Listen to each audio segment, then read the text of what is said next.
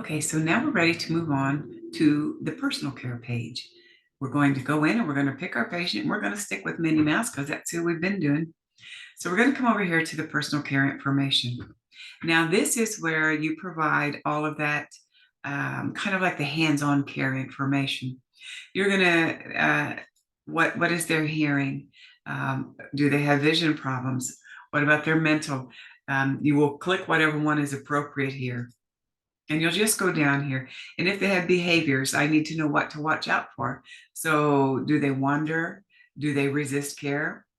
Mark everything in here that is appropriate to your loved one. And this can change, in the future. So you can always come back in and make changes to whatever you need to. But do they have dentures? Do they speak clearly? Do they mumble? Do they repeat? Do they walk by themselves? Do they need somebody to hang on to them? Do they not walk at all? And what equipment do they use? If they use equipment and a caregiver gets them up and don't realize they need equipment, then they're likely to fall. So just make sure that you have marked in here what they use and then their mobility. This means how do they get around? Are they independent? They can walk and do whatever they want to whenever they want to. Do they need a wheelchair? Can they get up in a chair, or are they bed bound? And then transfers. How do they transfer? How do they get from the bed to the chair? So do you need one person to stand them up and turn them? Are they able to do it by themselves? Does it take two people? And then for their meals, your helpers need to know how they eat. Do they need help setting the food up? Do they need prompting? Do you need to remind them to take bites? Do you need to feed them completely? Do they have special utensils? Do they have there's built up silverware? There's different things that this area should be marked for. And then fluids. Should they be drinking more fluids? Should the helper be pushing fluids and reminding them several times throughout the day to drink fluids? Or do they need thickened fluids? Are they somebody who's at a risk for choking and you have to add some thickening agent to their drinks? Or do they need a cup with a lid? Just basic fluid information. And then about their bladder. Are they continent or incontinent? And do they have accidents?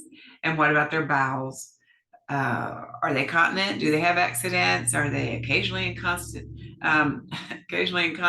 incontinent, or do they have constipation? Whatever it is, you need to make sure that's marked in there. You may mark several of those.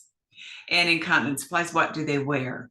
If it's somebody who wears Depends all the time or a pull-up, it helps the caregiver know what to look for.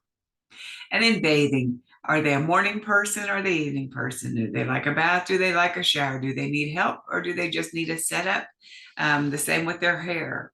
Do they shower wash their hair while they're in the shower, or do they use a shower cap or a brush or comb? Some people don't like combs. Some people don't like brushes. So it helps to know what they prefer. And then how often do they shave? Now, this is a big one for men. Lots of men shave daily. Some don't shave but weekly. Some don't shave at all. The majority of them now use just electric razors, but every once in a while you will run into somebody who uses shaving cream and a razor. So it's good for that information to be in here. And are they a fall risk? If they have poor vision, they're going to be a fall risk. These are the things that contribute to make them a fall risk. So if they're unsteady on their feet, if they're confused, if they have a history of falls, they have poor vision, or they're just weak, all of those things can contribute to them falling. So mark these, and that will help you get a better understanding of how much of a fall risk your loved one is. And then we have skin care. Do they have dry skin and they need lotion put on? Is there a wound that needs to be treated? Are they somebody who doesn't move themselves around very much anymore, so the caregiver needs to reposition them every 2 hours to prevent bed sores? And then are they a wandering risk? Do you need to make sure that all the doors are locked, that the door alarms are on? Do you have to keep them in sight? Just those kinds of things. And then you would submit this information. So this is your basic personal care information page. Thank you for watching this tutorial, and we will move on to the next one here next.